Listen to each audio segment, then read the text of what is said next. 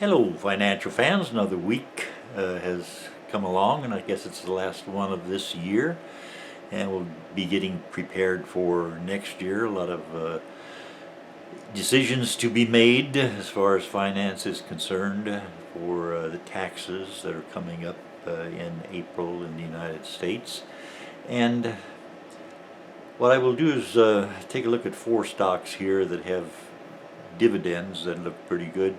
It's very difficult to see what's going to happen after January 20th, and dividends usually are a safe way to get in and stay out of trouble.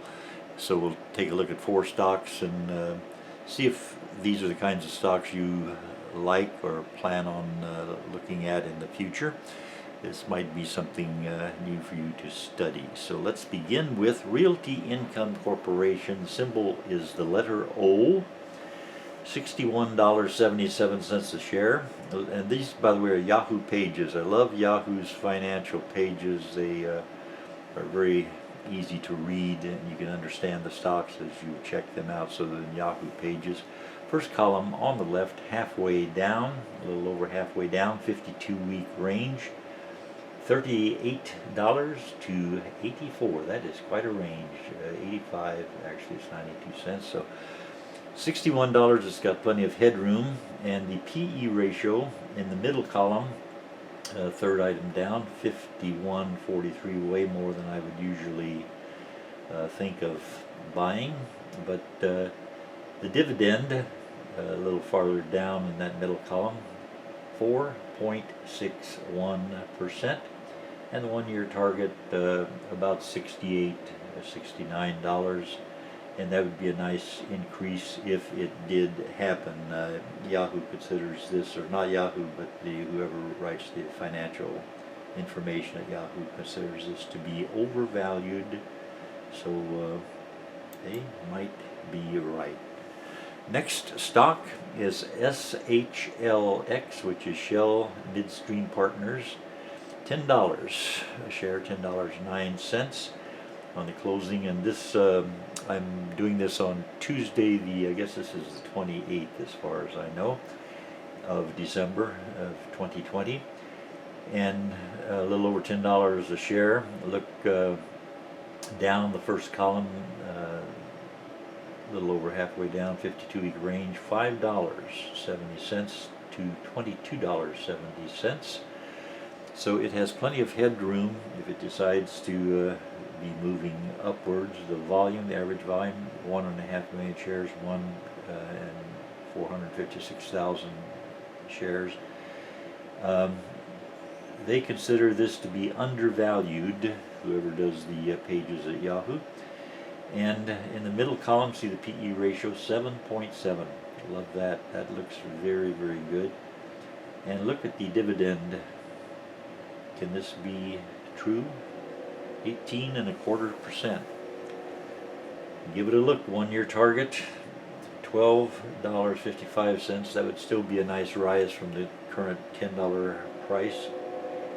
And we shall move on to Sunoco. Symbol is SUN, and the price on closing on Monday was $28.26. And then after hours it went up. It's now $28.69.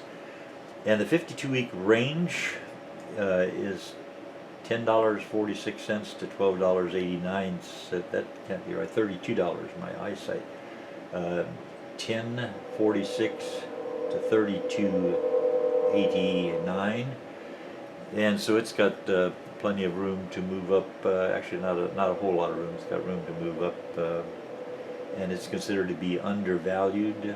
The average volume is way down below what I would normally recommend, but Sunoco is a name that I'm familiar with, and 393,000 shares. The PE ratio, 17.77. That could be lucky sevens, but it's higher than I would like. But again, the dividend, 11.55. It's quite a lot of dividend. They expect it to go up to $30.36 in a year.